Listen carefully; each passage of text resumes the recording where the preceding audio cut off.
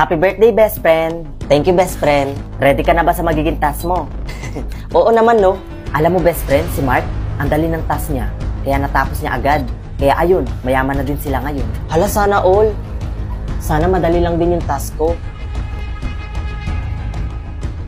Anak, pakikuha nga doon ng box sa may basement. O, sige po pa. Anak, dito ka na lang pala. Ako na lang kukuha sa may basement.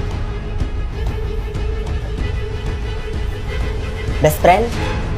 Ano, Jika? Sleepover ulit tayo sa bahay namin. Tsaka na siguro, best friend. Doon kasi sa may basement nyo, ang baho, nangangamoy masyado. Hindi ko gusto yung amoy. Ha? Eh, bakit hindi mo sinabi sa akin, best friend? Eh, ang creepy kasi ng papa mo, best friend. Kaya, hindi na lang ako nagsalita. By the way, best friend, nasan ba yung mama mo? Ay, naku, best friend, huwag mo nang hanapin si mama. Kasi sabi sa akin ni Papa na matagal na daw nawala si Mama kasi ng ibang pamilya.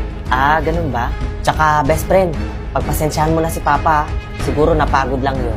Promise, lilinisin ko yung bahay. Sige na nga, best friend, basta maglinis ka sa bahay nyo, ha? Sige, best friend. Pa, pwede po bang magtanong? Ano po ba yung laman ng basement?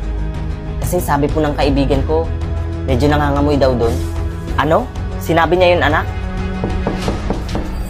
Pa, sandali lang po, papasukin ko lang po yung kaibigan ko. Dito kasi siya mag-sleep over. Sandali lang po, best friend, dito ka muna, ha? Kukuha lang ako na makakain natin. Best friend. Sige, anak. Ako na lang bahala sa kaibigan mo. Sige po, pa. Sandali lang, best friend. Best friend, ready na yung pagkain. Best friend?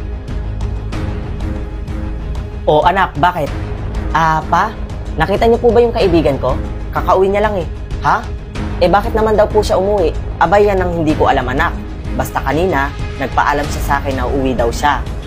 At parang nagmamadali siyang umuwi, anak. Ganun po ba? Ano kayang nangyari doon? Tawagan ko nga.